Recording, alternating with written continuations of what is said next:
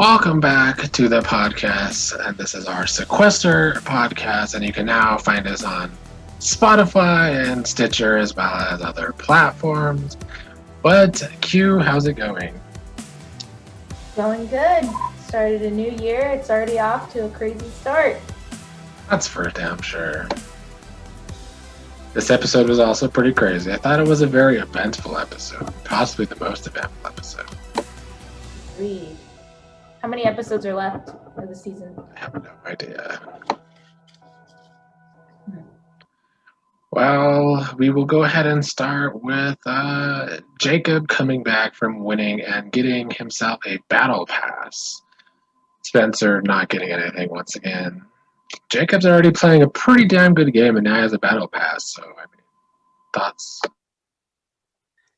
Yeah, I think it's definitely the ammunition that he needs to get far in the game. I don't know about you, but I think I was just happy that Spencer didn't get it, so.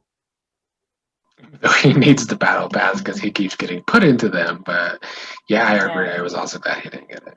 Then next we see that Muna is the one coming back and that Jay West willed her the LOS he got. You have some issues with Muna in the past, but thoughts on Muna coming back?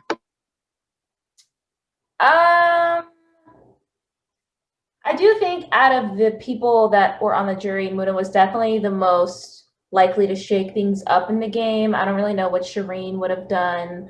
I don't really know what Rachel would have done. I think Jay West and what's her face were eliminated too early.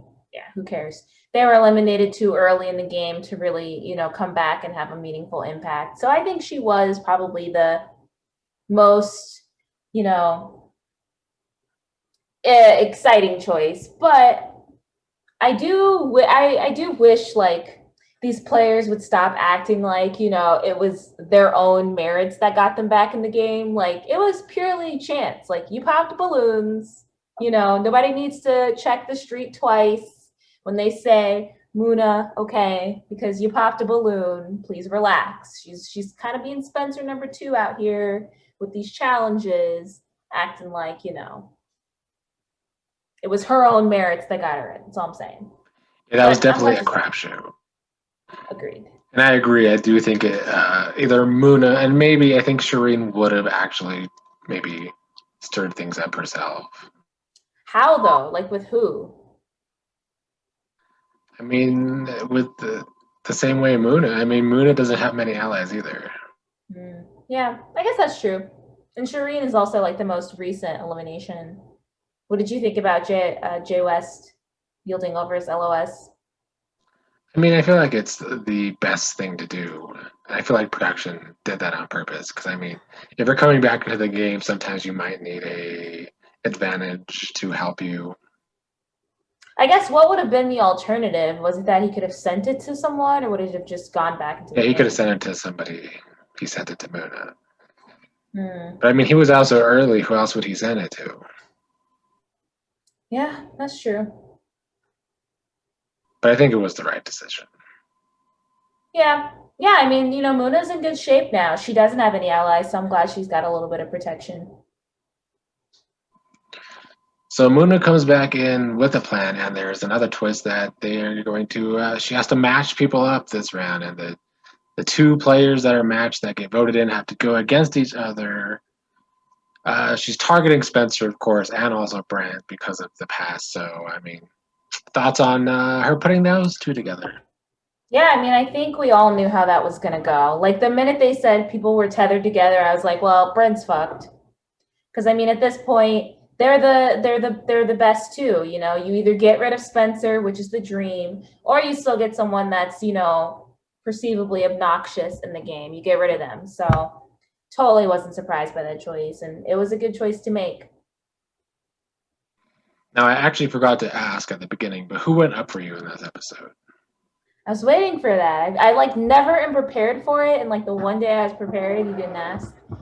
Who went up for me was Josh. Should I give my reason?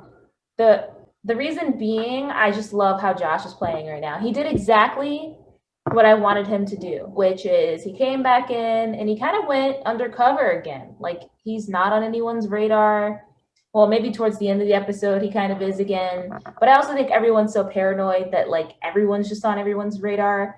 But I think that Josh is playing a good game. He's playing a good under the cover game, and I think it'll take him far. But he still has, credit on his resume to not be considered like a floater. So. And who went down? I mean, Spencer. He's just gonna keep going down. Yeah, until he fucking goes. Yeah, or he wins. I considered putting Josh up, but then there came the whole he might have an LOS, and he does, and I do think that will put a target on his back probably soon. So I think I'm going to put Brandon up instead because Brandon is playing a pretty good game. He hasn't been voted in. Even though he's a target, so I do think Brandon's in one of the best spots still. I mean, is he not? He is, but thinking long term, is Brendan a floater? I feel like Brendan's got some floating attributes. I mean, I guess. I mean, with this game, it's hard because, like, how do you judge at the end? Do you judge someone that never got thrown in, or do you say that someone did get thrown in but still played the game good? I mean, that's a hard jury decision. That's true, and I guess if you put the person that I put up versus Brendan, I mean, both Josh and Brendan have similar resumes in that they haven't upset anyone. I would agree that Josh has a better resume currently, but I don't know if Josh is going to get to the end. That's true. Well, I mean, he has an LOS, so even if they flush it out, I mean, maybe they might go after him again. Well, I mean, no, maybe it's just enough to say he has an LOS, let's flush it out, and then call him a floater again. He goes back under the radar and doesn't say anything, and you kind of forget about him. Who knows? But I do think that Brendan, I think he's going to have a tough case to make at the end because what has he really done other than throw his vote or kind of go? He is a floater, I feel like, so I don't know what he really has to offer at the end. I mean, I see it both ways because him and Marcelo had that little thing where they're like, we're playing a great game because was it them or was it Josh? It was all three of them. Well, yeah, I guess it was Josh and Brendan at first, but then it was Brandon and Marcelo. They're all playing this game where I guess the target's not on their back because they're not really stirring the pot. So I can see how they're a floater because they're not making moves. Are they making moves? I guess not. So then I guess maybe their best option is for the three of them to take each other. Yeah, I would agree with that. Or take Natalie. Yeah, Natalie is probably the biggest goat. That is who I would have down this week because Natalie is so lost. It's embarrassing. It's just cringe to watch at this point. Like every time she talks, it's just so wrong all the time. Yeah, she has been lost this entire game. I don't know. I mean, Didi was lost during your game, but at least Didi had a social game. I don't think Natalie even has a social game. Didi had a social game, and I think that Didi had an intuition about the game, even if she didn't fully understand why. Natalie just doesn't even have fucking intuition. Like, she just throws names out and has to retract them constantly. And it's just like so cringe to watch. She doesn't know where her loyalties lie. She's a very emotional player. And I think that's really what is going to be her undoing in this game. I can't still see her winning because the girls in this game are very pro girl, but I still don't know if she would have enough votes to win in the end. But I still think she's the biggest goat. Well, then she better fucking take Spencer to the end. That is definitely the one person she can beat. Literally, I think that's the only person she can beat. I think that's probably the person that gives each other the best shot at just maybe getting the most votes. Yeah. Let's touch upon Muna and Billy. Billy lost all of her allies, basically, but at least she has Muna back. Do you think they can be a good duo? Yeah, I think so. I'm glad that, they have each other in the game. I don't know that I agree that Billy's lost all of her allies, though. She still has Josh. Yeah, I was going to touch upon that after this. I do think that they've been the best duo in the game, kind of. They're because it's under the radar. completely, it's just a silent partnership, and I love it. I love it. Like no one is suspecting them, and that is the beauty of their relationship. And that's what we said from day one, is like no one is ever going to scope those two out, and it's working perfectly. Exactly. Nobody would ever suspect, and that's why those are the best duos, really, when they could be that under the radar. Yep. Yeah. There is the other duo, I guess, of Jacob and Marcelo, though. I guess. Why are you rolling your eyes? I'm done with Jacob. I'm done with Jacob. He is the snake of the season. He is just like, in this game, he's honestly like a true, like you look in his eyes and there's just nothing there. Like I don't even know how people, like Nat is like, oh my God, I trust Jacob. Like I really am loyal to him until the final 6. But like when you look at his eyes, I'm like, how is he even winning people over? Because there's nothing there. Like it's literally just soullessness. He's just a compulsive liar. He has no loyalty to anyone but himself. And I kind of, it's annoying me because I feel like in this game, like you have to have at least one person that you just trust. And well, I think it is Marcelo, isn't it? I mean, it was Marcelo, but then immediately after he follows up with, oh, it's because I know I could destroy Marcelo. So is it even trust, or is Marcelo just his goat? I mean, I think both. I don't know. I don't trust either of those two. I don't trust their loyalty to each other. I don't know. I mean, I'm still just wondering why Marcelo was getting the snake at it and not Jacob. Jacob needs to get the fucking soulless edit, okay? He's a vampire. He has no conscience in this game. None. Why do you think Muna still trusts him? That's what I don't understand. Like Muna, I feel like she is such like a, like, isn't she like a poet or something? Like I feel like she's a very like feeling type of person, and you would think that her intuition's really good. Maybe it's because they have a relationship outside of the game. That's like her blind spot. But like I feel there's, if he's like that outside of the game, yikes. I would hope not. His eyes are just dead. Like he's just like, he literally, like, look at Jacob next time, like when he talks, like his eyes are like, yeah, I mean, sure, whatever.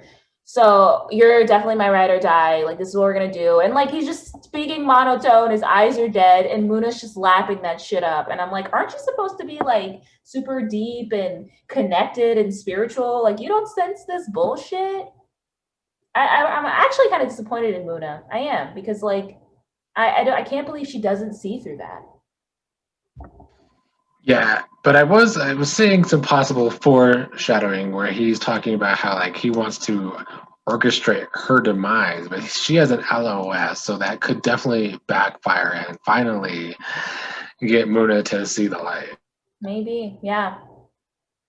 Yeah, I would love to. I want to see that day of reckoning between the two of them. I do. And then is it like one of those things where she can play the LOS and then throw his ass in the battle back? Well, unfortunately, he also has the whole battle pass, so it would have to be after that. They're gonna just be canceling each other's powers out and shit. Yeah. It's possible. Then some random kid like Brendan gets thrown in, and you're just like, what the fuck? It's like you and Meg. Meg used her, and then you used yours, and then it was Rayleigh that went home. True. Very true. Yeah. I do hope something like that happens. Yeah. Because that seemed like foreshadowing to me, but I don't know. Who knows? Maybe he will orchestrate her demise. Yeah, maybe. I guess. What were your thoughts on the whole Spencer and Brent duo? Because they were a hot mess. Spencer, first of all, how the fuck is this guy a salesman? There's just no way. He's a sales rep. There's no fucking way. Unless I just don't know what a sales rep does. I guess they aren't the people on the floor that are actually making the sales. There's no fucking way. Because the way his social game is set up, trash. It's like actually worse than mine. Yours wasn't even bad though. Like, it's worse than Patty's. That's how bad it is. It's terrible. Was Patty's even that bad? I feel like in comparison, I can't think of anybody whose social game in either of these shows was as bad as Brendan's. Like Mike in season 1 of Online Survival, he blew up his game. Yeah. But he still actually tried to make headway after that. Brandon doesn't even try. He just fucks everything up. Brendan or Spencer? I mean, Spencer. I get the white kids mixed up all the time on this fucking show, but Spencer. Oh, okay. I mean, Brendan has a pretty good social game actually. Yeah, But I think yes, Brendan has one of the better social games. he does. But as far as Spencer, he just needs to accept his fate. Like at this point, why does he even try? Why does he even try to rally the numbers? Just be good at battle backs. I mean, it's the one thing that he's shown that he's consistently That's able working to do. for him. It literally is working. And if he can just battle his way to the fucking end, then power to him. Just stop talking, Spencer. Stop trying to work with these people. I'm so glad. This is actually the one thing that I will give Muna props for, is that she owned her fucking target finally. Even though she kind of, made it about a gender issue, which it really didn't need to be. But like, I'm glad that she owned up to that and made Spencer her open target. And he should have just known from there, like, I'm fucked, so let me just go and chill for 15 minutes. Because I was glad that she did bring up the whole Spencer playing weak, because it was he talks about such a big game, and then he was battling all these women that he clearly saw as vulnerable to these challenges. I feel different ways, because I see what you're saying and I agree, right? Like, I do agree that he targets women, but I feel like he makes himself look stupid every time the challenge is like fucking, matching cards, right? And so that's why it annoys me that they're even trying to make it. I'm just annoyed that gender is a discussion, period. You know what I'm saying? And I also feel like, she comes out with like, oh, your toxic masculinity. And I'm like, well, where did that come from? Unless, there's like some behind the scenes shit of just them interacting in the house where he's a douchebag. I mean, I just feel like it's the way he is. He's so dramatic. He might come off as toxic masculinity because he's always just like clapping, and he's always like calling people out, even calling Brendan out in this episode for no reason. Spencer just needs to stop talking. He has to stop talking. Yeah, I agree. He's just bad social game. If Spencer just shut the fuck up from now until the end, he might actually be able to repair his social game enough to win. That's too far gone. He just shut up and take Natalie. He could win. But it's looking rough for the kid. Yeah, I don't know about him. And speaking of kids, I just want to point out how Brent was dressed like he was a fucking camp counselor in this episode with all these young people.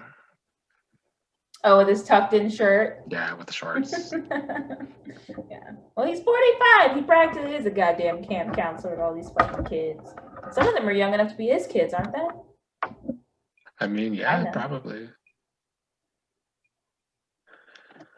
Well, I don't know what else. I mean, we kind of touched upon it, and Marcelo and Natalie kind of on to Josh having an LOS because he's so adamant about not talking about an LOS. Yeah, I don't really think much is going to come of that, though. I feel like there's so much paranoia in this game, and there's also, like, it moves so quickly that everyone has, like, such a short attention span that I think they'll think about it, but then they probably won't stick to it because, it'll be back to Spencer, right? Should it be? Do they really want to keep going after Spencer?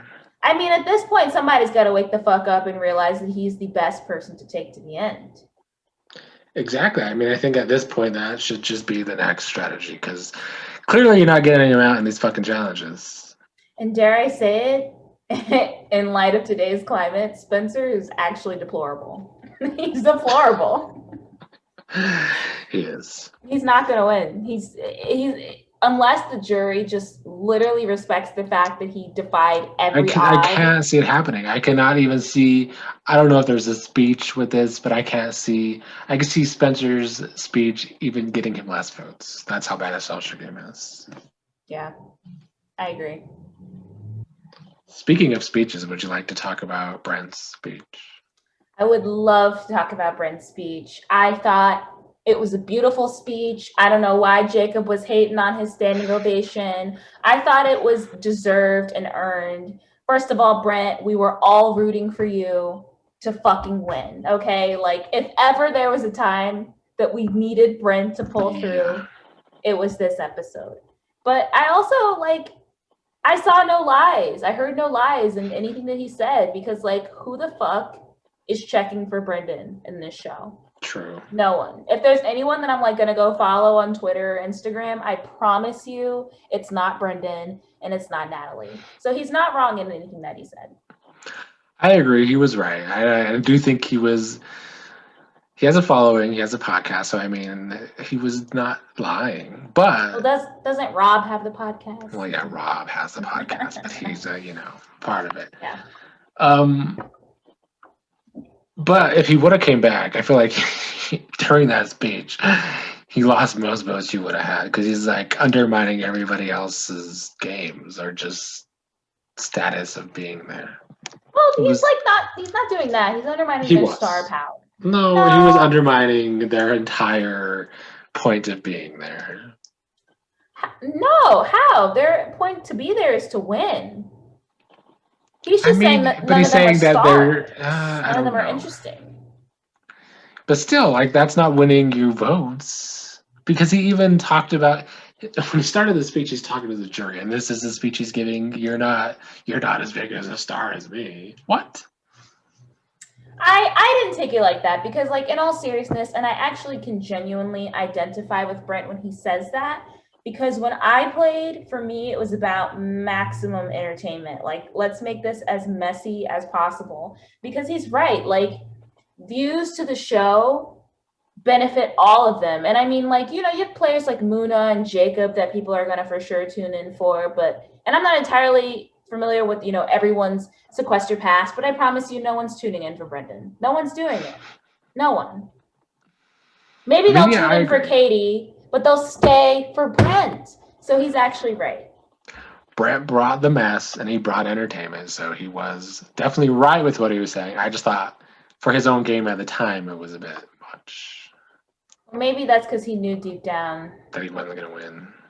He wasn't going to win against big old Spencer, right? He was leading the whole time until the end, though. I know. So sad. It was so sad because it was literally through his fingers.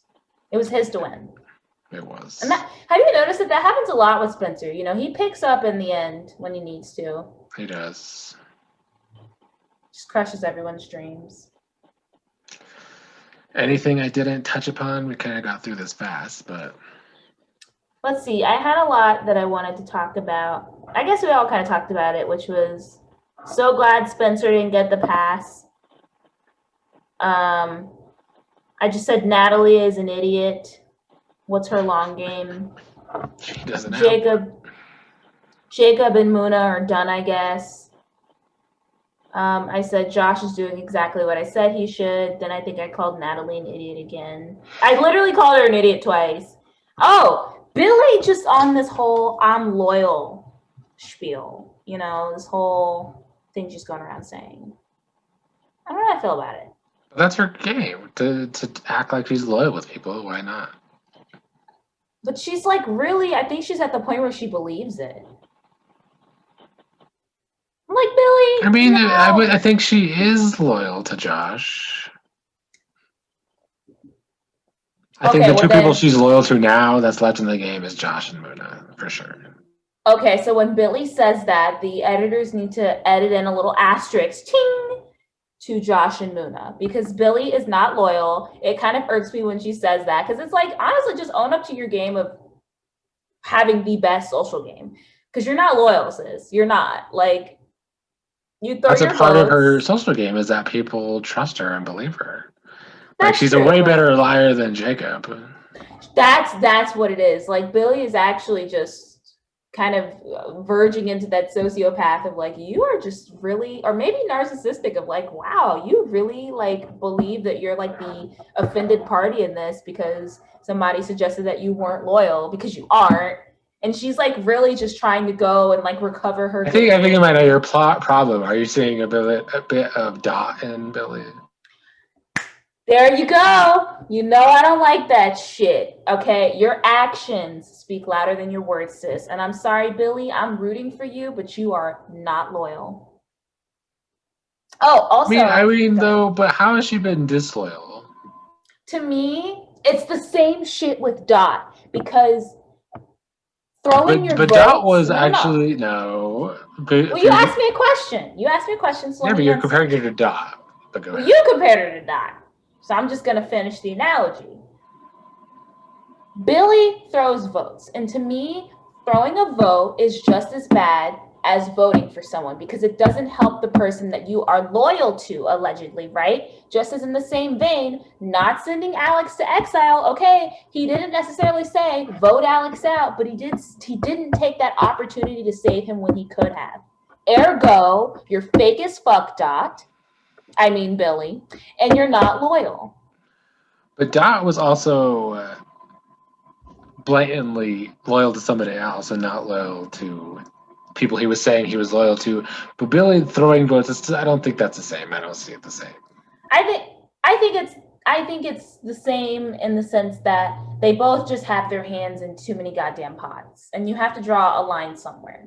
But that's what happens when you have that good of a social game, is that everybody wants to believe you and ally with you. So why not use that to your advantage? I will say, I think it's an offense to Billy to even compare her to Dot. No shade, Dot. I do think Billy is a much more evolved, like Dot 6.0 Aspen level type player. You know, she knows what the fuck she's doing. Billy's obviously has the more strategic side that Dot was lacking in online survival, but I don't know. I just think Billy is Dot had a good social game though. He did. You know what Billy has though? Billy's manipulative. Because the last conversation, and if she gets to the end, it's over for anybody she takes. I think she'll get Brent's vote because the last conversation that they had, Brent went out of his way of the 15 minutes, knowing that his ass was on the line, to have a conversation with Billy, even though he knew Billy was still going to vote him in. She's playing a great game. Oh yeah, they can't take her to the end. I do think Billy is the front runner to get the most votes in the end. And she's so emotionally manipulative, and I guess that's really why she plays the liar card, or not the loyalty the loyalty card, is because it works. You're right, it's a part of her persona. Yeah.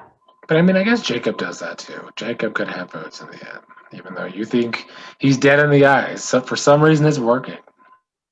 I don't like this. Like, Jacob gives me Alex vibes, right? But at least at the end of the day, like, Alex established loyalty to one person, and that was Elizabeth. And I just feel like Jacob hasn't done that. And I really don't see it with Marcelo. I mean, I feel like he and Marcelo just haven't had the opportunity to prove their loyalty to each other, in my opinion. So when that moment arises, then maybe that'll be the case. I don't really see it with him and Marcelo, though. Did you have something else on your notes? I was just saying the Billy and Natalie dynamic is just really weird. I'm really tired of it. I don't know. Weird how? Like, Natalie just needs to go. Like, she's the optimal person to take to the end, don't get me wrong. But just, she's so bad at this game. And the fact that, Billy has to waste valuable time even doing damage control with someone that's, just a number, but, is also so disposable, it's so annoying. She's just so bad. And then, Billy has to waste time and try and, talk her off a ledge. And it's just so... it's just how they even became connected in the first place. It's just so they became connected over something so minute, and now it's kind of bonded them together, and they just can't not be a thing. Do you see what I'm saying? You think they will go after each other at 6? No, I don't think Natalie has the capacity to, because she's just so fucking lost. I think Billy will do it if she needs to, if it's beneficial to her game. You don't think so? You think Natalie has the kahunas to fucking do it? I don't know, because she always changes her mind, so she might try and then change her mind. You know what's now back on the table though is, now that Muna's back, Natalie? She's promising everybody different things, because now she said that. Remember, she said that she would help Jacob get Muna out. So do you think when Jacob tries to plan her attack, she's going to work with Muna, or is she going to be loyal to Billy, who's loyal to Muna? You know, she's so all over the place. I really What's don't she gonna know do? with her. Who knows? They just gotta stop giving this chick airtime. Like, we don't need it. It adds nothing to the story.